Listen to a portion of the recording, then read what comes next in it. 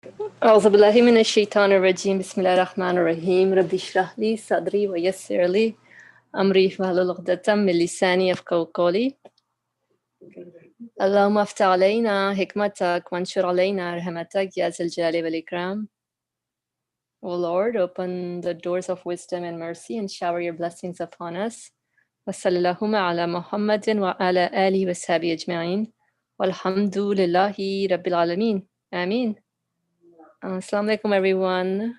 We are continuing on today with the second ray, second station on page 30. Again, page 30 of the rays.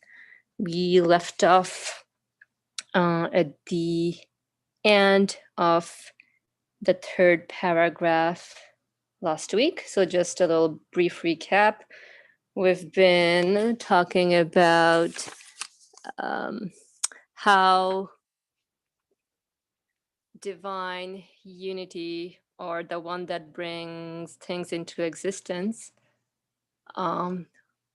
wouldn't want any interference in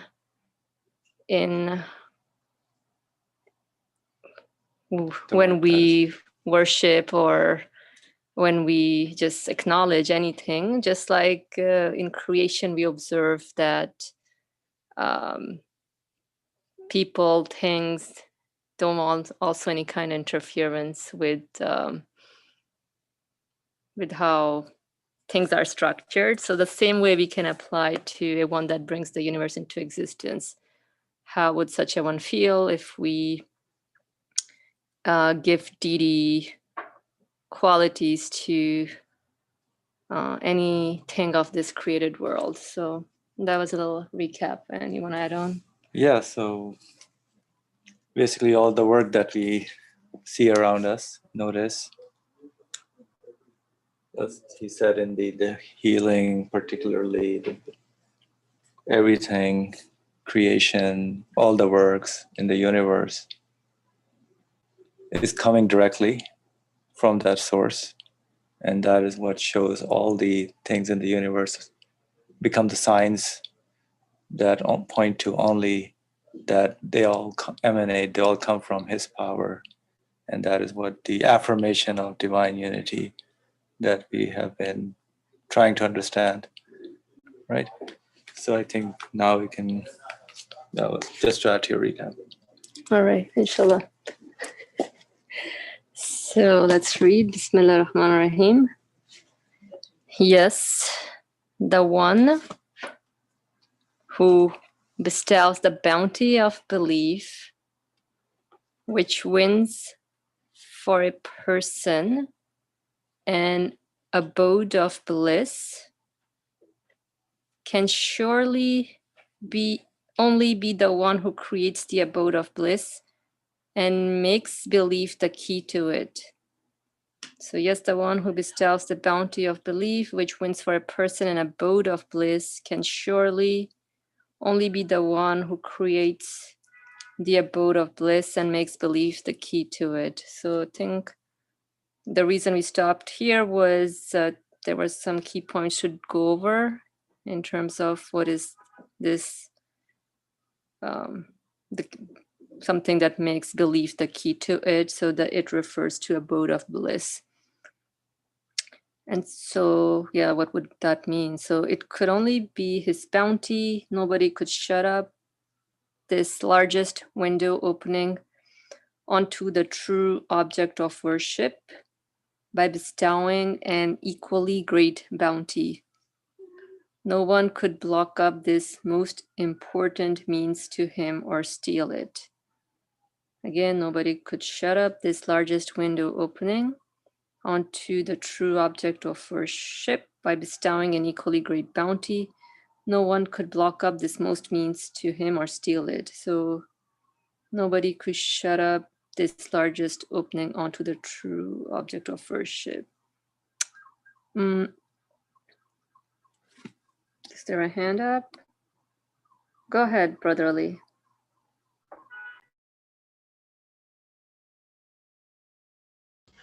I think this sentence is very dense, and also I mean, looks like an outward claim. Outward means baseless, no root, just claim.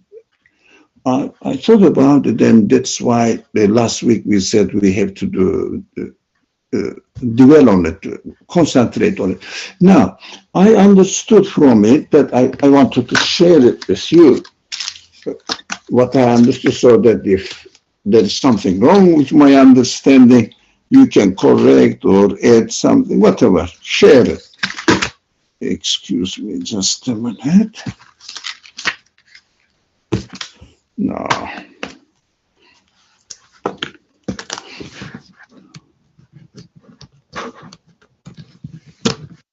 Yeah, I put the headphone on me.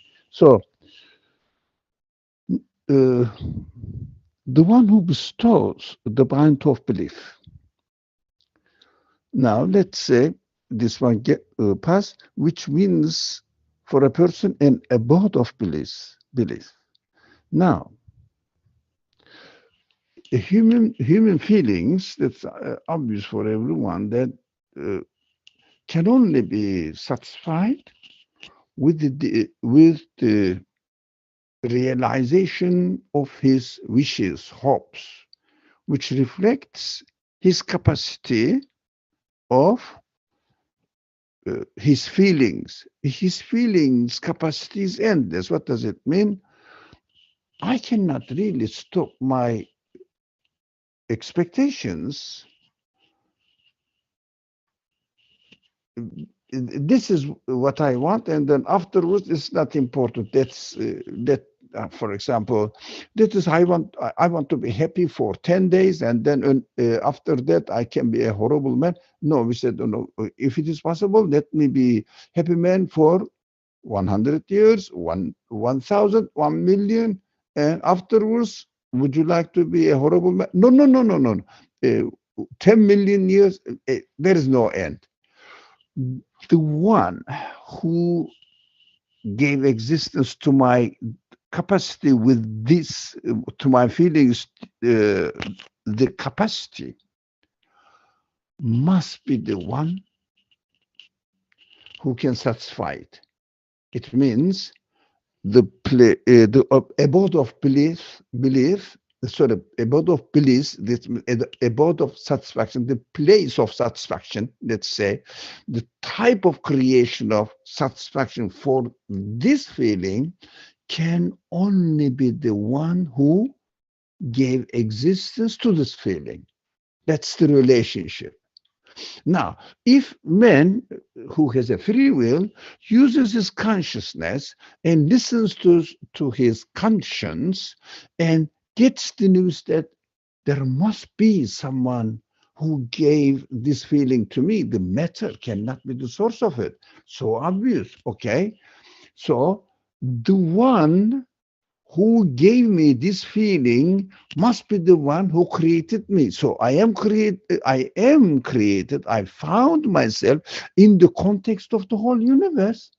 So the one who gave me this feeling must be the one who gave existence to the universe. All right. So it means I confirm it. And the creator of the universe, by definition, must be absolute one. It means he must have no end. It's so simple. He must have no end. Okay? If he must have no end, he gave me the endless desire for bliss, for happiness. All right? Then he promises me that he must create the place of eternal happiness. Now, if it is not here, doesn't matter. He's absolute. He's an absolute one. So he must be the creator of the eternal happiness. So he must create it. Because why he must create it?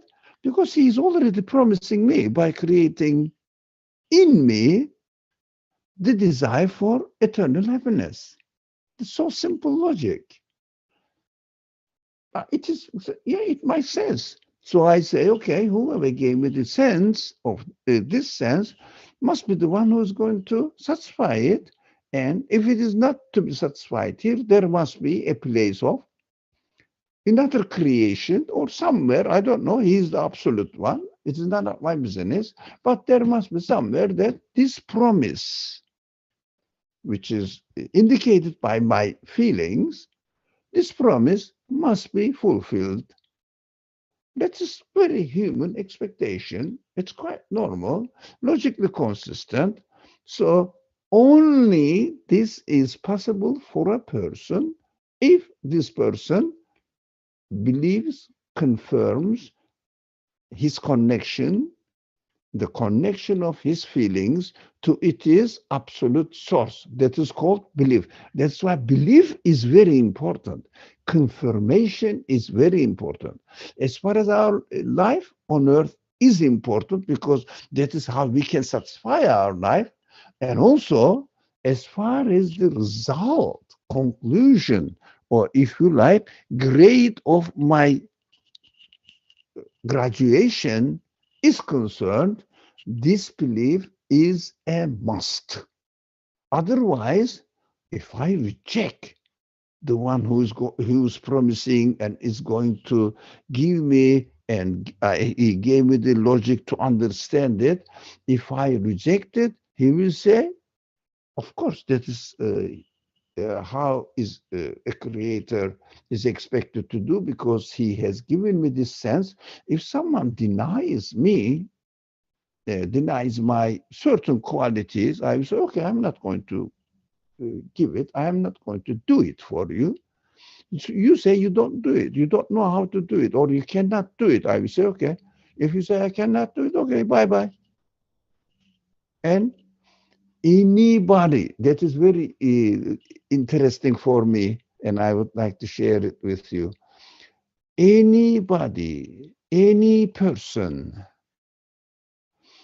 is satisfied with what is within the universe only, this person will definitely be outside of this universe. What do I mean? What outside of this universe?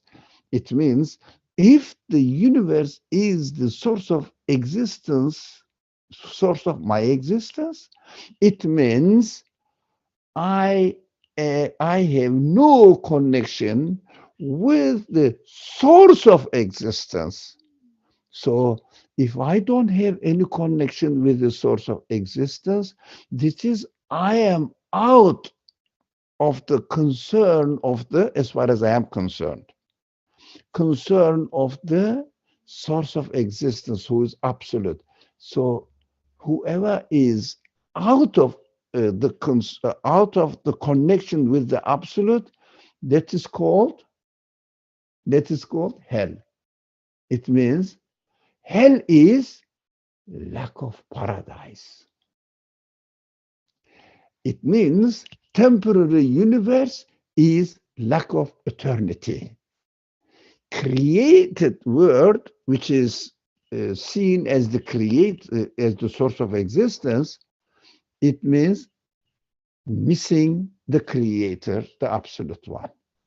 So human beings, we ourselves construct our own hell by denying, rejecting, cutting off our relationship with the source of our existence.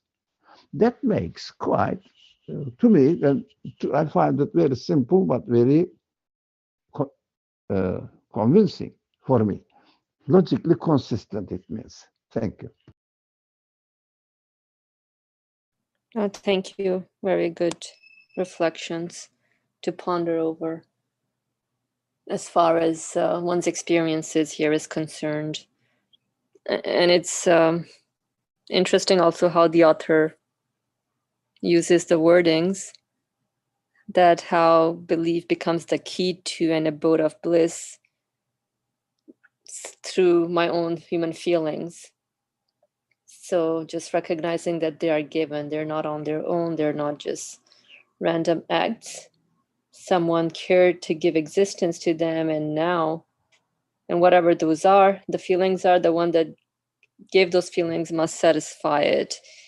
And I think so that goes on working out one's belief as well, like how do I see my existence and the existence of everything around me, which really start from my own feelings and thoughts.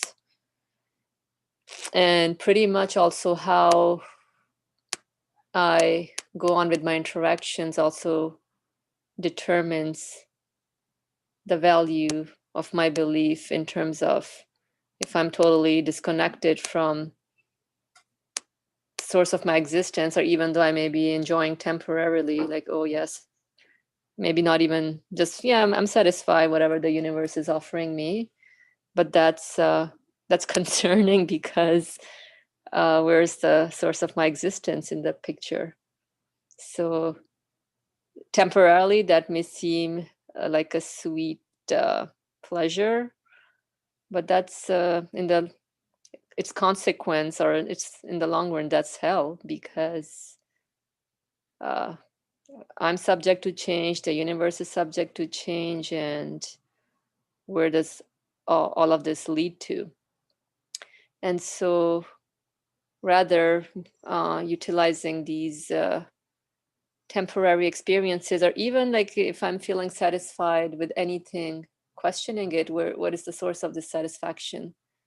Because I can easily conclude or get into, the universe satisfying me or things satisfying me, rather than that's dangerous, because I'm not within the concern of the source of my existence. So like you said, it's a hellish state of being, which I might not recognize it right there and then, but its consequence is definitely felt in the long run. So, and then in such a case, I inflict the state of being upon myself. So thank you for sharing that. Let's just see if anyone wants to add a little something there. Any comments? No? Okay. So I think we can move on with in short. In short, the most particular events and fruits at the tips of the tree of creation testify to divine unity and the affirmation of it in two ways. The most particular events and fruits at the tips of the tree of creation testify to divine unity and the affirmation of it in two ways. Firstly, the aims of dominicality in the universe are gathered together in those fruits and events, and their aims are centered on them. And most of the manifestations of the divine names and their determinations and the results of and benefits in the creation of beings are gathered together in them. In this respect, each of them therefore declares, I'm the property, act, and work of the one who created the whole universe.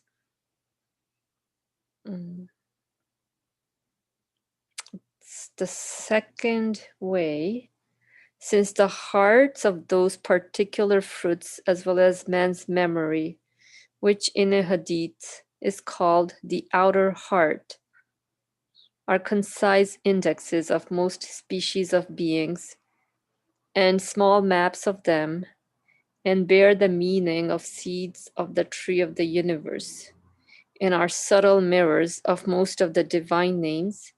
And since hearts and memories, which are all similar and bear the same stamp, spread pervasively throughout the universe, they look to the one who holds the whole universe in the grasp of his power, and they declare, I'm the work and art of him alone.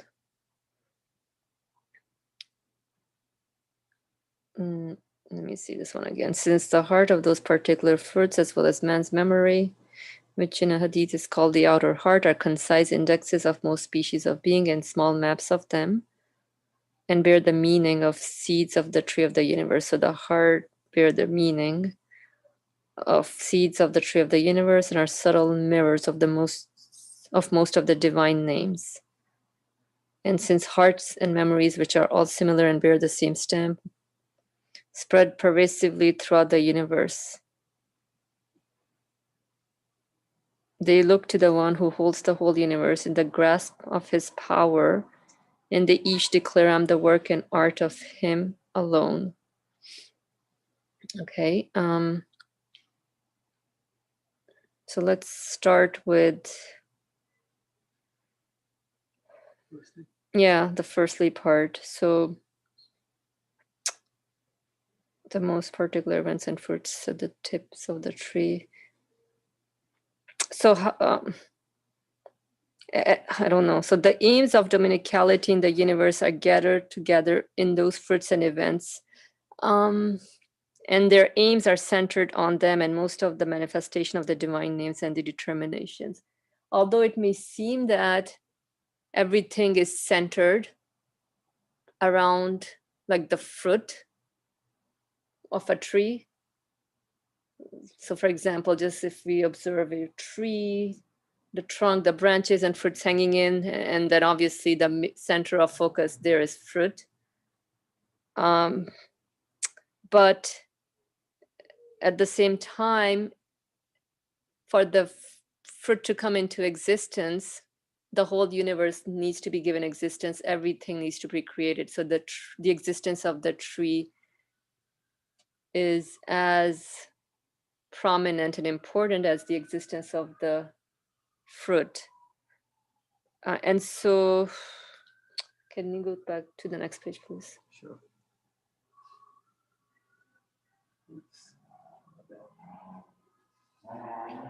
And the results of the creation of beings are gathered together in them. So everything is declaring that I don't own myself, or I'm not the production of this. Everything is the property, act, and work of the one who created the whole universe. So what is this the author is saying? What is this first legal? What is this in regards to?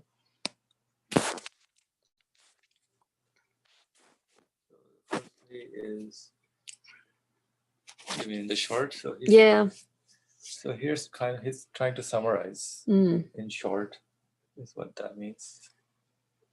So you remember like our discussion on at the extremities, the example you were giving of the fruit being,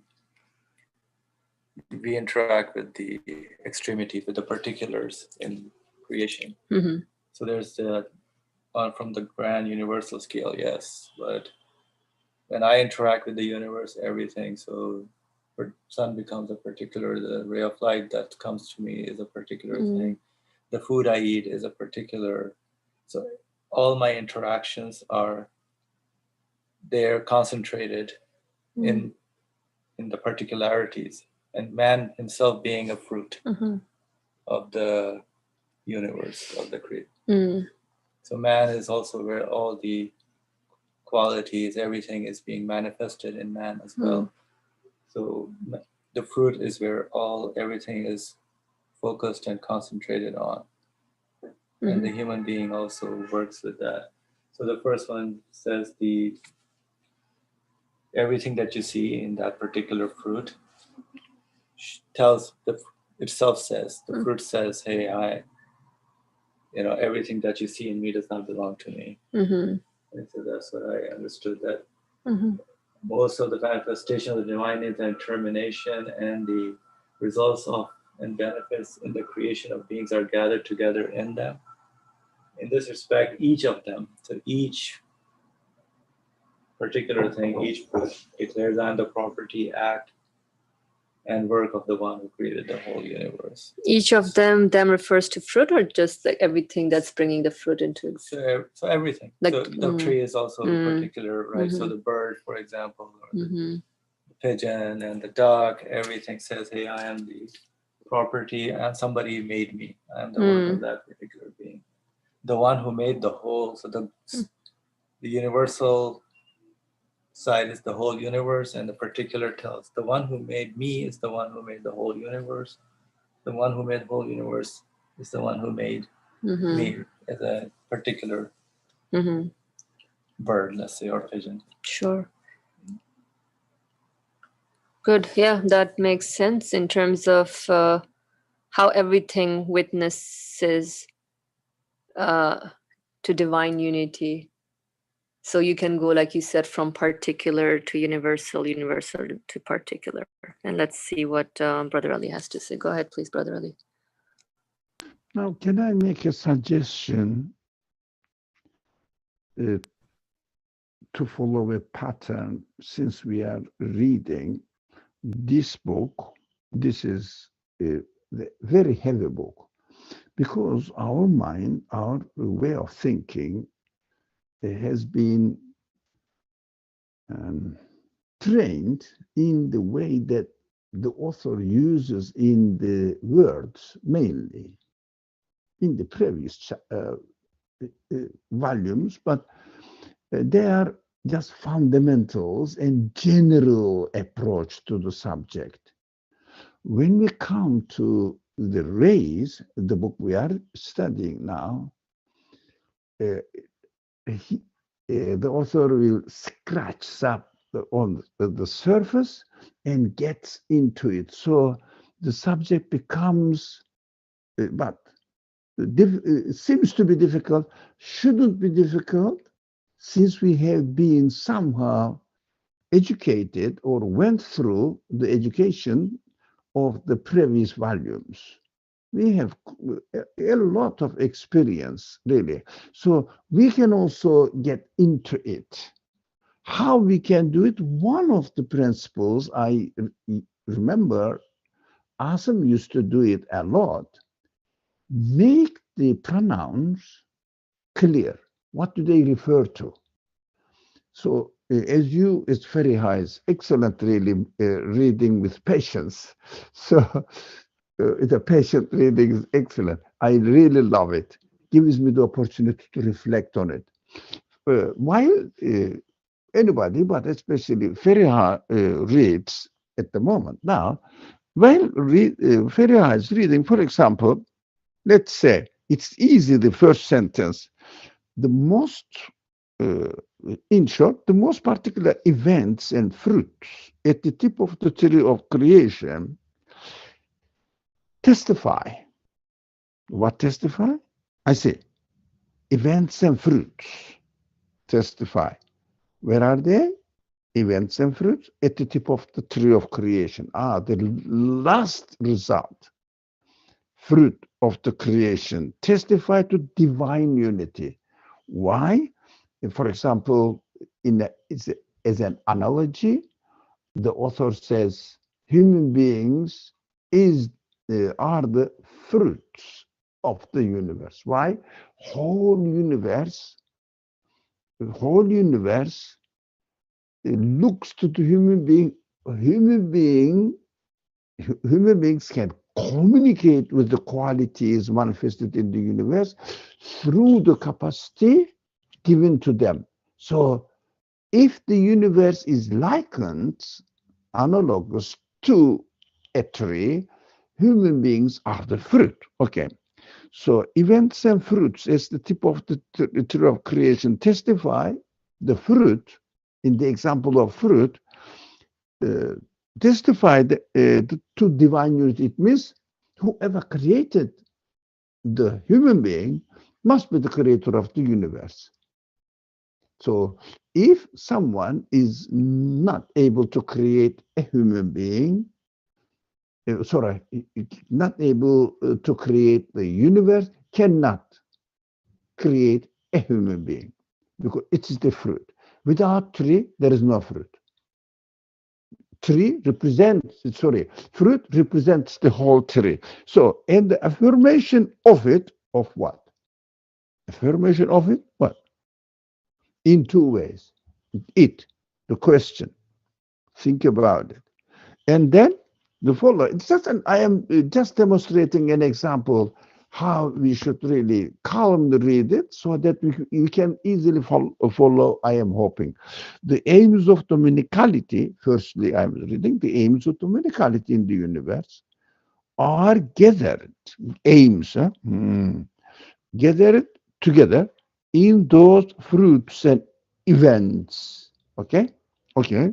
Fruits and events, they are all gathered in the fruits. We understand dominicality, the taking care of the administration and sustenance of the whole universe, aims at, aims, uh, sorry, I say, and they fruits and events.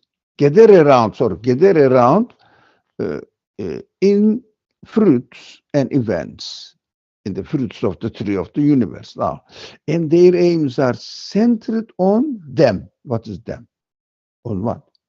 And most of the manifestation of the divine names and their determinations and the results of and benefits in the creation of the of beings are gathered around in them. What's that? Them referred in respect. Each of them, each of what? So we have to clarify. Declares that I am the property, act, and work of the one who created the whole universe.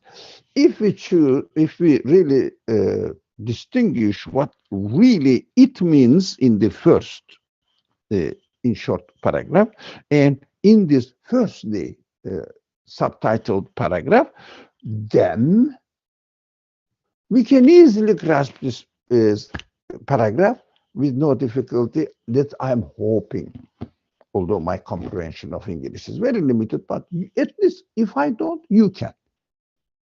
Thank you. Jazakallah khair. Yeah, I agree. That's a very helpful way of digesting and getting into this deep text that the author is sharing with us. So let's do that, inshallah. So we can start with the second way. So let's do the second way this way. Okay. Second way. So again, we are, so it's confirming or affirming the most particular events and fruits at the tips of the tree of creation testify to divine unity and the affirmation of divine. So we're affirming divine unity. How am I affirming divine unity? How is my spirit affirming divine unity? And just like the fruit is the most at the center of the tree of a tree, similarly human beings are at the center of the universe. So how am I affirming it? So in firstly, it went along that everything is declaring I'm the property and work of the one who created the whole universe. So I think from here, let's move on to the second way. So since the hearts of those particular fruits, as well as man's memory, the heart of those particular fruits, as well as man's memory, which in a hadith is called the outer heart, are concise indexes of most species of being and small maps of them, and bear the meaning of seeds of the tree of the universe, and bear the meaning. Them. What is them? And small maps of them. The heart of those since the heart of those particular fruits, as well as man's memory, are concise indexes of most species of being and small maps of them. Let me double check this. The species of beings. Since the hearts of those particular fruits, as well as man's memory.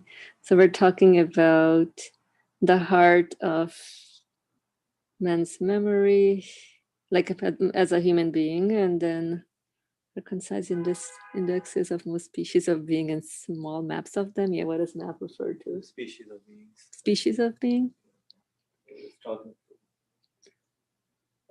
So first of all, the hard, concise indices of most species of beings and small maps of those beings. Just like an index, it's also a map. You can take it that way. Just like it's an index. The memory? Yeah, so the seeds and the memory. Mm. The seed has the potentiality, as you were this morning were saying, to grow. It has. So it's another point which has the whole lifespan, the seed, and shows that, you know, when you plant, for example, in the soil a seed, how does that become the whole tree? So in the seed itself, it's so different from the seed and the tree. Oh yeah, small maps. Yeah, so there it has the whole DNA. They call it in science. It has the whole structure and what it's going to be, which, you know, what's this defense system going to look like. Everything is there in the seed itself. That's how it's programmed. It's made that way. Mm. So since the heart was pretty good physical mass, memory, the outer heart, concise, very concise. So how is the seed analogous to the human memory? Is that what is being like talked about in parallel? The human memory and the seed of a fruit. So like the human memory is like a seed. Well, like, okay, we can. So like I would. Yeah, I think so. Yeah, it's Asim said DNA, for example, and memory. Memory remembers and keeps everything we observe, we hear, we experience, we thought, we even imagine, keeps it in it.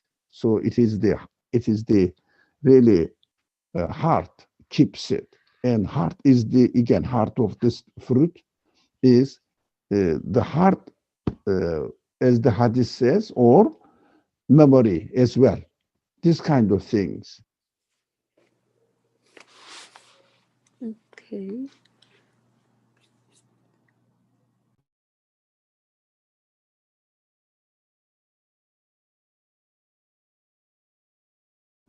Okay, so so the heart bears the meaning of seeds of the tree of the universe, and are subtle mirrors of most of the divine names. So I'm just wondering about the the heart itself, like the seed of a fruit, it's encoded with the whole DNA structure. That's how it's made. What about the human heart? Yeah, that is also. It's also encoded in such a way, but however, there's a lot that goes on in terms of what I make out of my experiences.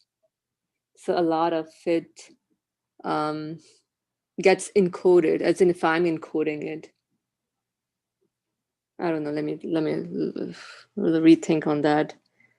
But yeah, I get the idea about because to me the human heart is a complicated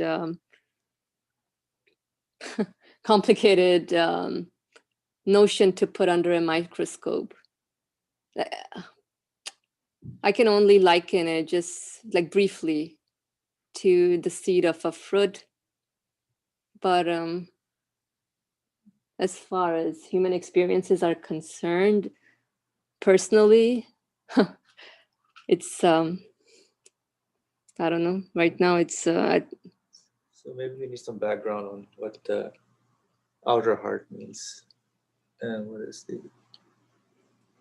inner heart. So the inner heart is basically the human feelings and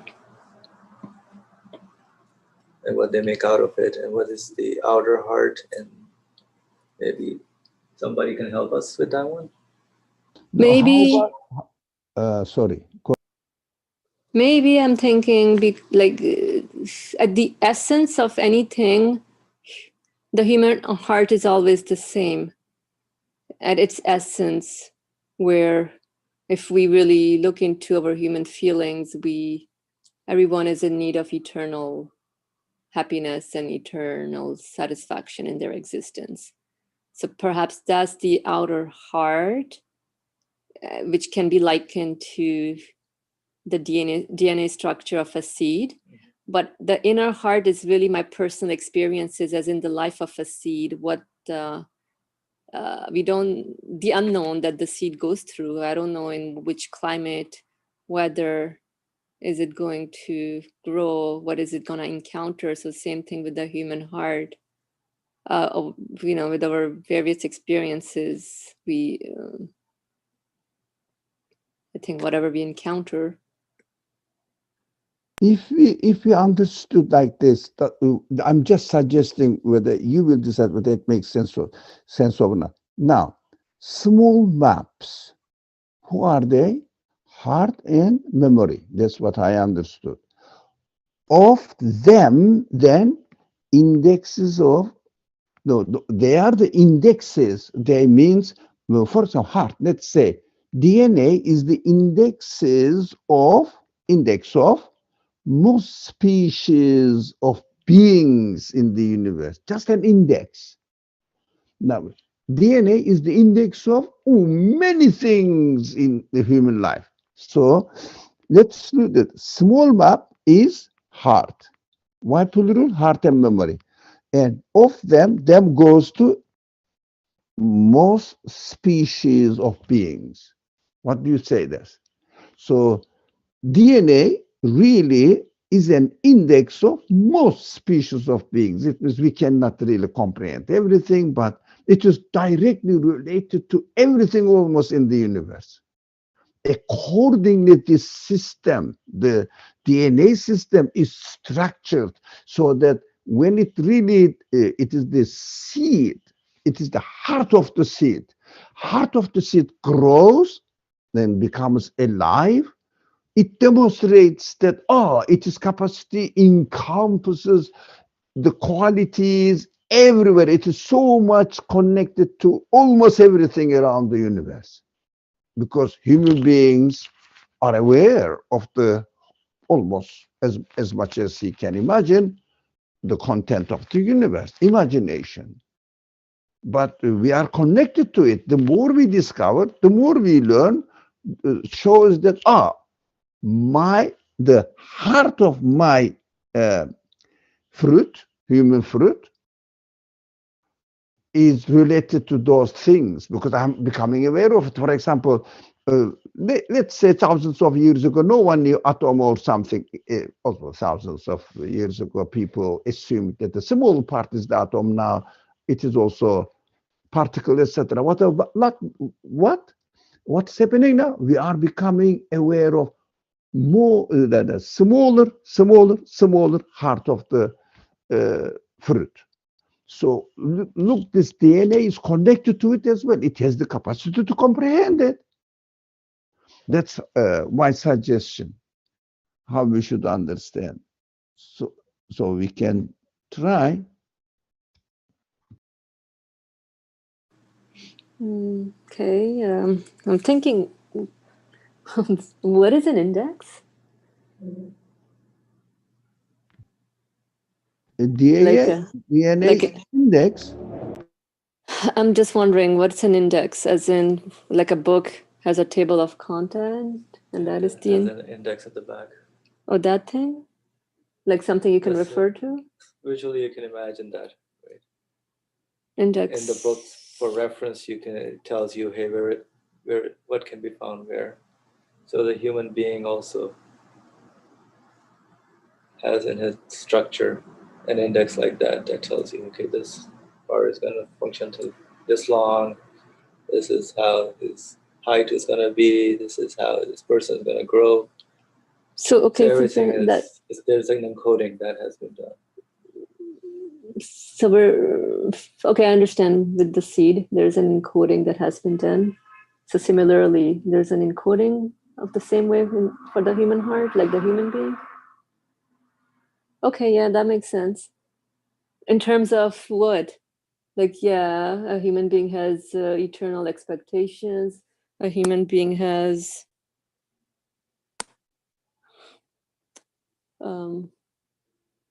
Yeah, I think that's the main encoding of the human heart. Now, can I remind you one thing? When we said this, the second way, did you question second of what? Second way of what? I think you know the answer, but I think we have to clarify it. The second way of Affirm. confirming, yeah, Affirm. confirming divine. What was it? Divine Unity. one. Divine unity. Yeah, divine unity. Now, what are we doing now? Confirming divine unity. Divine unity means what? The one who made the universe, the one who made every piece in the universe must be the one who gave existence to the whole universe. Now, that is divine unity. So, how do we understand this? Do we have to go everywhere in the universe? No. Do you have to study everything in the tree? No.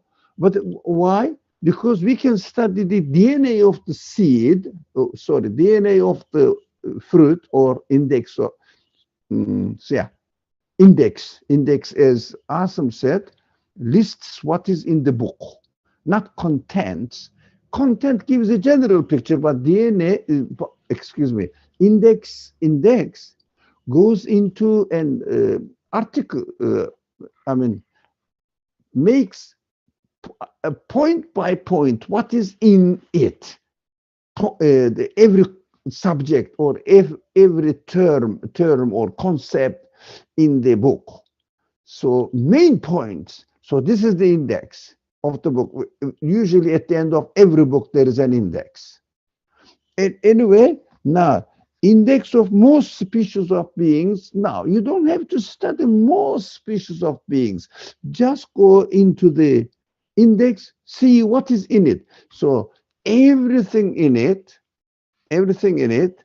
is written in the heart or in the mind. That's what I understood.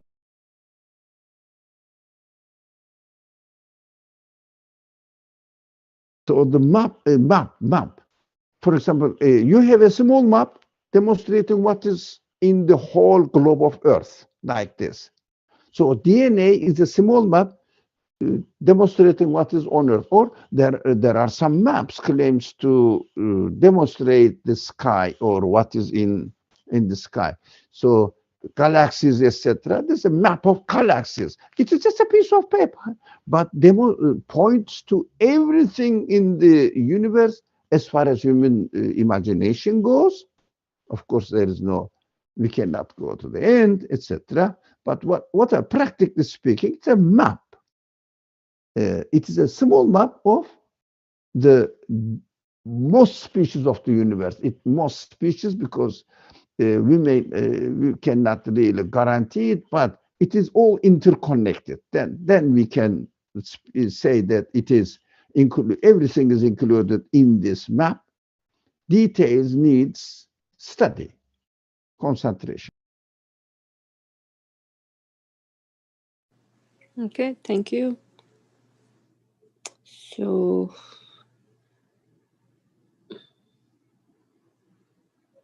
small map is similar to indexes, like in a different form. Okay, and everything is also subject to change as well, but just general structure, we can get an idea of it and bear the meaning of seeds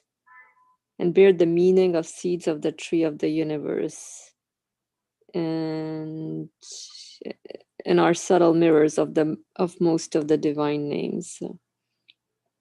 So yeah, I don't know what you understand from and bear the meaning. So all of this, That's the the question. species Who being, bear? I'm sorry, who What? bears? Yeah, Yeah. yeah. Because who bears? So ask this question because bear has an pronoun. What it bears, they bear. It is plural here. They. Who are they? Ask the question. It opens up because it's a long, very complicated sentence, and we have to learn really how to read this text. It takes time. We will just exercise how to read the rays, especially this part. It is the most important to me topic in the collection, this Risale-i Nur collection, because whole Risale-i Nur collection is based on oneness of God, a hadiyah. And this subject is trying to explain how we can really experience a hadiyah. If we understand the second ray, it means we understood the heart of the whole collection of Nursi's way of thinking. Or, to me, what the Quran teaches, really, to feel in the presence of God everywhere at any time. How can I make it? Only this is possible. I'm just theoretically speaking. This is possible only as much as we grasp oneness of God. It means ahadiyya. Oneness of God means not only the simple thing, not only it means the universe has one creator. All right, it's not wrong, but it doesn't make this creator present in my life, directly related, speaks to me, hears me, answers me, communicates with me right now, every moment. If we really are convinced about this and live by it, nothing can bother you in the world. Wow. But this is just a step-by-step going. So we shouldn't hurry to finish the text or something. Do exercise. How we should really read this text and follow the logic in it. Because the author is really writing this with a heavy concentration to me. So he uses as concise language as possible, not to make it a whole book, just make a section of a book, a part of a book. That is why it is difficult. But if we really do this analytic reading at the beginning with patience, we get developed our understanding, and it also helps us really to perceive what is going in the universe. One, even worldly benefit. We have to learn how to read a text in an analytic way so that we can develop our capacity of understanding deeper way, because I am used to thinking on a shallow way, on the surface. For example, something is created, there must be a creator. Correct. But it doesn't make me happy in this world.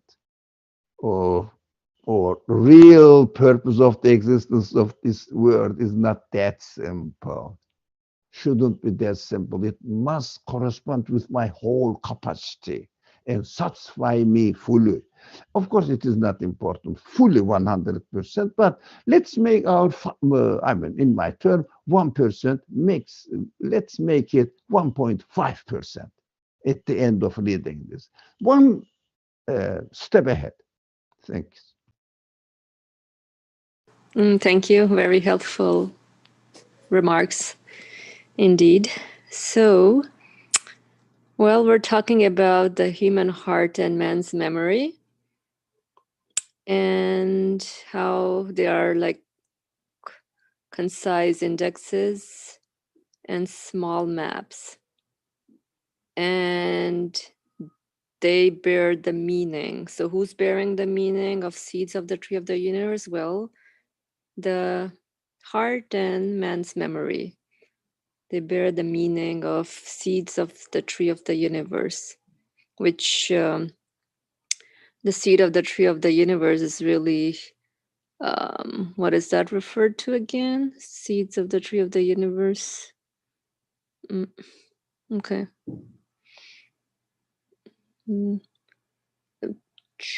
Okay, I don't know. I'm not sure. What's the question? What is the seed of the tree of the universe? So yeah, I get it that the human heart and memory bears the meaning of the seeds of the tree of the universe, as in what? What is the seed of the tree of the universe? So the seed that will grow. Like so what I understand from this, all the encoding or the indices or the way, as he says, the memory and the hearts of the particular fruits, that's what they are. They're like the seeds which actually are the building blocks of the whole, this composition of the universe. The way it's composed is but based on these seeds which will grow. I don't know if that made sense, but they bear the meaning of seeds of the tree of the universe. So what would compose and build of the whole universe? So under whoever owns the building blocks, the way each index works, whoever has the reins of that thing, Mm-hmm. that's how the that's the one who owns the universe. Okay, that In makes that sense. sense. But that makes sense. I'm having But- also a difficulty trying to. What is the seeds of the tree of the universe? Who's that? What is the author referring that to? As you said, the heart, the And here's the meaning. heart I and think- the I memory. think you are right. Heart and memory. I think I'm just suggesting, not knowingly speaking, really as a teacher or something. No, suggestion. Heart and The memory. memory bear the meaning of Seeds. seeds of the tree of the universe. Seeds are human beings. That's okay. Is it correct or just Yeah. your suggestion? But it wasn't fruit a human being? Earlier we said since the hearts of those particular fruits. Yeah, human being is one of them. The The fruit? bird, the tree, everything. No, so the human being is both the seed and the fruit? I mean, depending on in which context we are talking, maybe, Okay. maybe. Yeah, now that makes sense. So now, because now I'm thinking, so as far as I'm concerned as a human being, I'm growing my seed. So my heart and memory will bear the meaning of of seeds of the tree of the universe. Let's see, let me reread this again. Since the hearts of those particular fruits as well as man's memory are concise indexes of most species of beings and small maps of them, and they bear the meaning. So the heart and the memory bears the meaning of the seeds of the tree of the universe. They bear the meaning of the seeds. Right. Oh, correct. Yeah, you're right. Okay. That's right. Okay. Well, there's a hand up. Go ahead, Suhail. Yeah, I mean, what I took away from the second way is that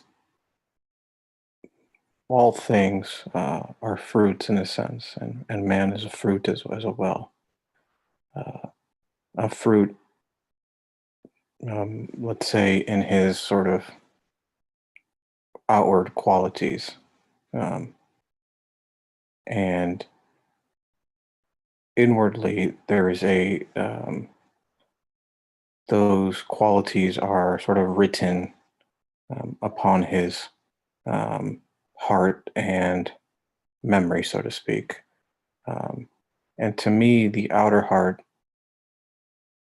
in a way, at least from what I understand, what he's trying to say here, is that it's the outer heart. Memory is the outer heart because it records, or it, as memory would, it records what is happening out in the world. It takes a record of what is happening out in the world. And in that way, it's an index of most species of beings, in that man can concisely know all possible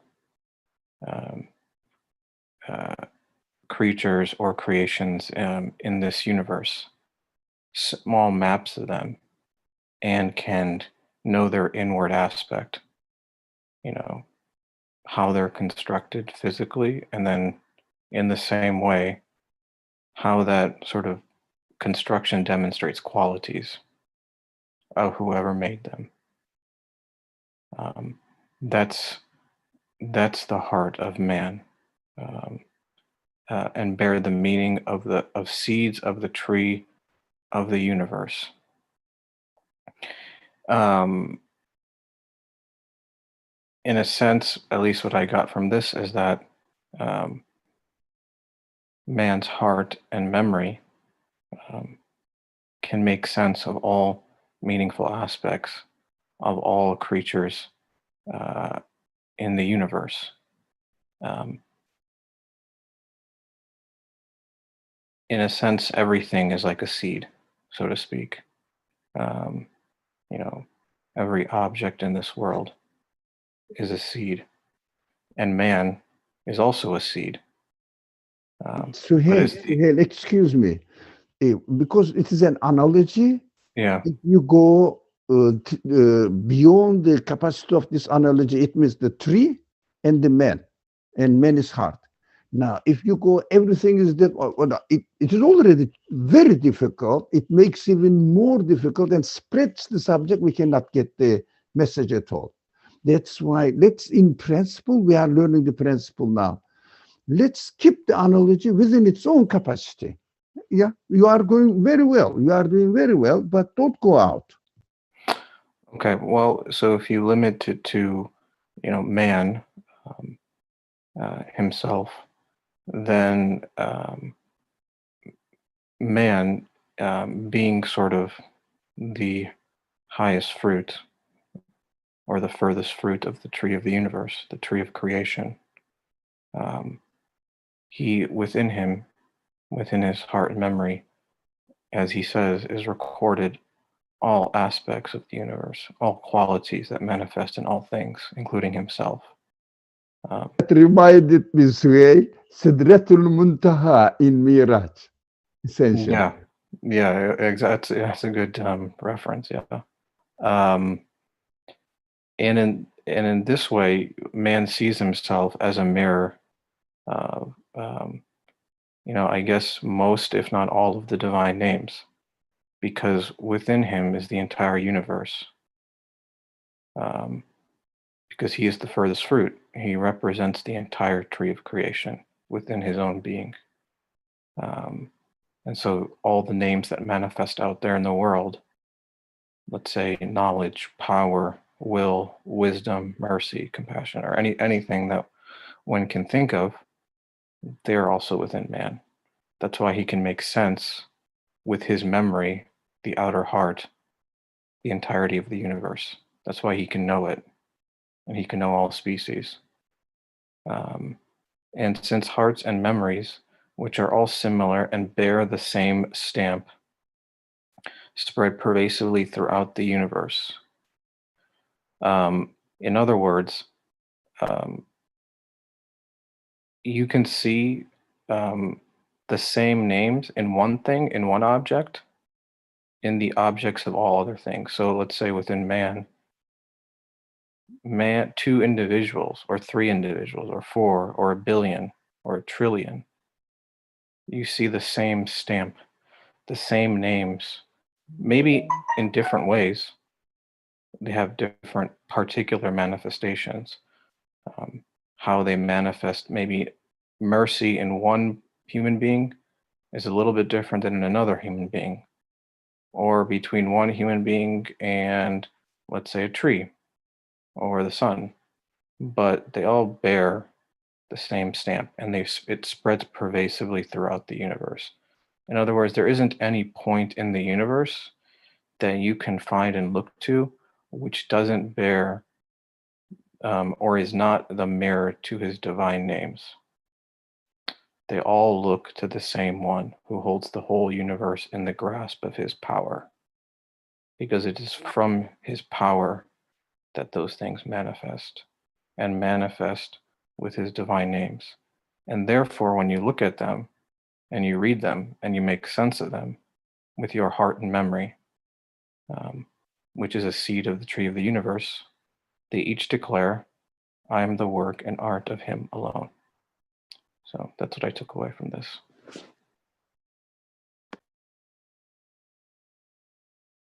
Oh, thank you. That was helpful. Do you want to add something? Me? I'm just digesting whatever was said. So the analogy of the human being as the fruit and the seed. So he took us through this whole second way.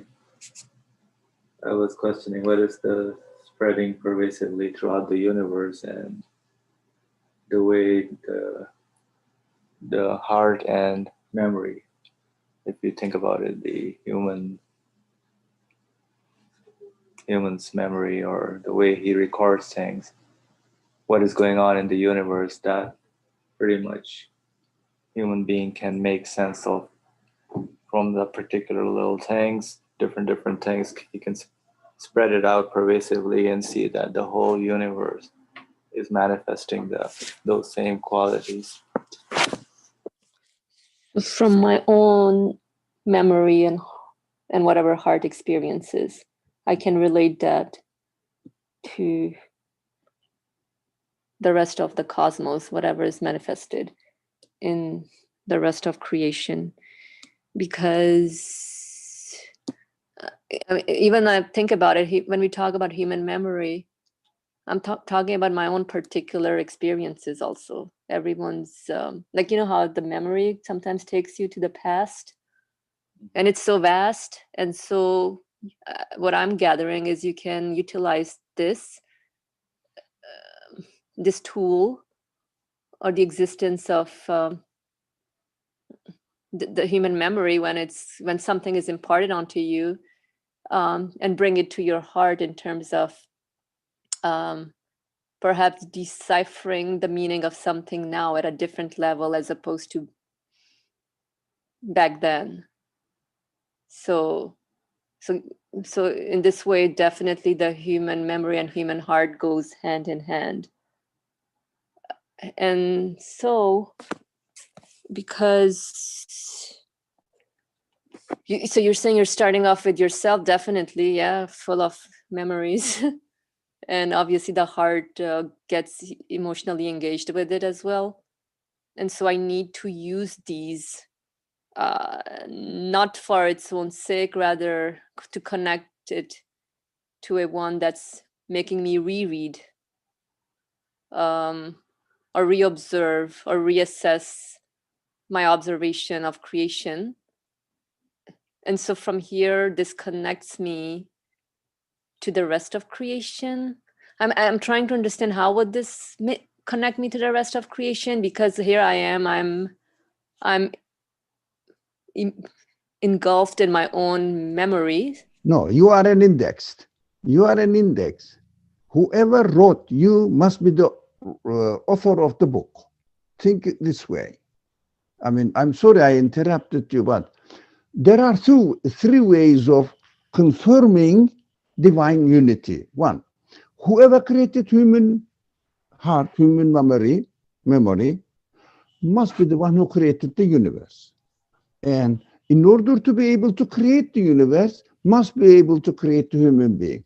In order to be able to create the human being, must be able to create the whole universe. So nothing can be exempted just because of the witnessing of the human heart, human feelings, human memory. We can say that I don't have to go to the whole universe. In order to be able to create my feelings, the center of my feeling, heart, which is representative of the feelings, whoever can create the universe, only that one can create my heart. So my heart is my witness to the unity of the universe. That's why I understood from the discussion, Suhail's help, etc. Oh, thank you. That helps very much. So whoever created my heart, as in the feelings that are imparted onto me, I'm not creating them. Is that the point? So it's is brought onto me, including the memory. So for me to recognize this one. And so I use... Who is the this one? Who is the this one? The one who created the whole universe. So you don't have to go investigate the whole universe. Just use yourself in order to confirm the divine unity, which encompasses the creator of the whole universe at the same time. So good, Brother Ali, but how would that help me to conclude when I'm starting with myself and concluding about the whole universe? Because right now I'm just engulfed within my own. No, it is a psychological subject now. I mean, egoistic concerns. No, just as far as the creation, the source of creation of your heart is concerned, whatever the source of existence of your heart must be the source of existence of the whole universe, because you are the index of the universe. You are the seed of the tree of the universe. Can you imagine that the seed is created or given existence by something else than the creator of the universe? However you interpret the creator of your seed must be the creator of the whole tree, like this one. Okay, yeah, that makes more sense now. You know how we say for one atom to come into existence, the whole universe must be created. So if I consider myself as a seed, then I cannot separate myself out from the rest of the universe. So for me to conclude something by witnessing something within myself, then I expand it out to the rest of the cosmos. All right, thank you. That was very helpful, alhamdulillah. Yeah, I think this conclusion makes sense to me. I don't know what Suhail wanted to say something, but when I started speaking, he just over his head. Okay, so I'm sorry. Go ahead, Sohail. Oh no, I mean that was a better explanation. The only two things I wanted to say was, which I think you may have mentioned, is that it's really miraculous when you think about it. Heart and memory can grasp anything in the universe, near and far, past, present, and future. It spreads pervasively. And in this regard, it's, in a way, when you think about it, it's the perfect way for man to exist. Because how else can you bear witness to the fact that all things point back to him, that all things are within his power, unless your heart and memory pervaded the entire universe, the entire cosmos, and even beyond that, when you think about it. There's no other way man could exist. So to me, to deny that, to deny divine unity, is ridiculous when you don't think about the fact that your human faculties, you being a seed to the whole universe, the tree, you are a seed of the tree of the universe, the furthest fruit or the index of all things. How can you deny the truth? And it's also interesting, which is, it's probably another discussion, but I've never heard of this hadith, but calling the memory the outer heart, in that there's no distinction being made between the heart and the memory, or in that in a sense, having a memory grounds you in reality, in that you actually have to use the universe to confirm divine unity. That's what it says to me. You can't, it's impossible to think this way, but you can't just, I don't know, divorce yourself from the universe or your experience of the world and, quote unquote, just feel or just be your heart and conclude divine unity. You need to have some sort of experience of the world, which is what memory provides you. Oh, thank you. That was helpful, actually. How this faculty of memory is indeed needed and helps us with all our experiences. And I also think like how, how we say that the speech of God is something dynamic speaking to me right now, and yet we cannot exclude all our experiences, as in it, whatever it's speaking to me, it encompasses all human experiences, or if I bring it personally to myself from at the beginning of my existence to whenever. So thank you, that was helpful. Anyone else? Oh, there's a question. Okay, who has a question? Let me see. So Hatice Beza, you have a question. Can go ahead, please. Say out your question. Assalamu alaikum. Yeah, so maybe I missed it and it might have been answered already, but I was just thinking about, again, the emphasis on the heart and the memory in this section, and how that relates to divine unity. So as I wrote in my comment, I understand the boundlessness of the human heart to represent, one's humanity, human feelings, necessitating an absolute one. But I was trying to understand, and bearing witness to one's own self there. But I was also trying to understand how, or why, in particular, we have an emphasis on the memory here. And I was just thinking to myself, is it because it had the memory itself, the human memory, has an index-like quality where my experiences or my witnessing of both the universe and my own self, which look to divine unity, is stored. If that was the reason why, or if that was one of the reasons why, or if there were other reasons why, because, of all of the qualities that are manifest on the human, why an emphasis on memories? It could have been consciousness, it could have been, I don't know, will or something else, but here it emphasizes on heart and memory, and that really struck out to me.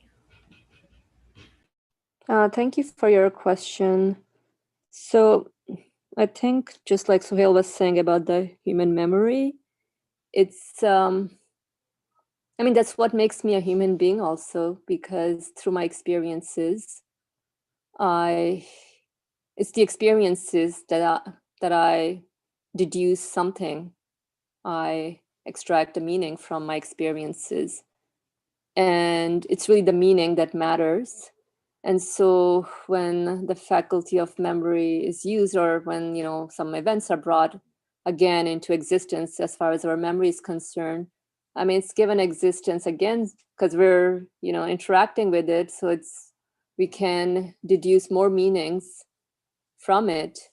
Sometimes it's learning a lesson, sometimes it's maybe seeing one aspect of meaning which points to its source of existence, and then again you interact with something, and then you're like, oh, remember back then, and then again it's brought into existence, so I can every time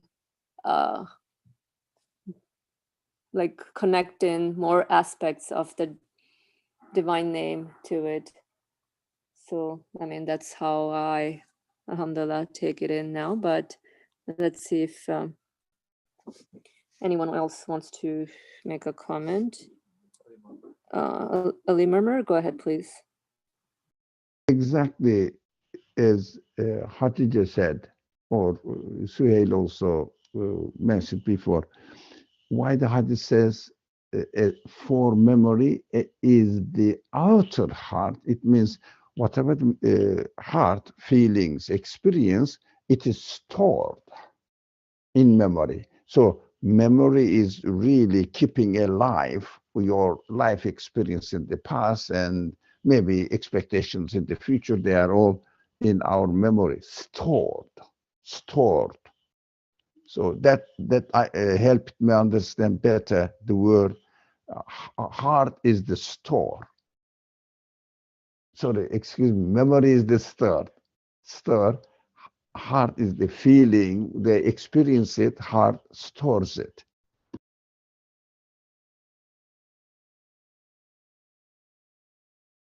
Made a mistake. Memory stores it. sorry.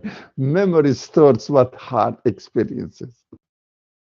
Alhamdulillah, thank you. Yes, so finally, memory stores what the heart experiences. And I see that there are comments here. So, Hale, you want to state your comment, please?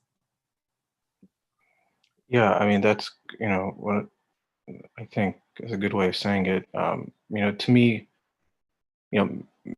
memory sort of points to intellect or reason, but using memory or whatever the original is, the idea of remembering, which is a very particular human quality to remember the past, present, and future, and even something beyond this world, or to think about something beyond this world. It's a way for man to store his experiences, to sort of to collect them in a way and reflect on them in order to reflect on them. So the Hadith is very meaningful, very meaningful. The Prophet was a deep thinking man. MashaAllah. All right, thank you for all the comments thus far. And so I think we can conclude here for today. Inshallah, next week we can pick up from to conclude. And I think our conversation was geared towards what the text is. The second way is highlighting about everything is declaring that I'm the work and art of Him alone. So everything look to the one who holds the whole universe in the grasp of His power, and they each declare I'm the work and art of Him alone. So I think we can break it down to everything, even the human memory, the heart, and everything else involved is not a random happening, but it points to the one that's bringing everything into existence. And let me see, there is a comment here. Hatice is saying memory is remembering what the human heart points to at all times, which is divine unity. Yeah, Jazakallah khair. Good comments, everyone. All right, so if there are no more comments for today, then we can stop here, inshallah. Okay, thank you all for joining in and sharing all the wonderful comments. Bismillah ar-Rahman ar-Rahim. Subhanaka la ilma lana illa ma 'allamtana. Innaka antal alimul hakim. Glory be unto you. We have no knowledge save except that which you've taught us. Indeed, you are all knowledgeable, all wise. Wa akhiru da'wahum alhamdulillahi rabbil alameen. Bi hurmati sirra surat al-Fatiha. Ameen.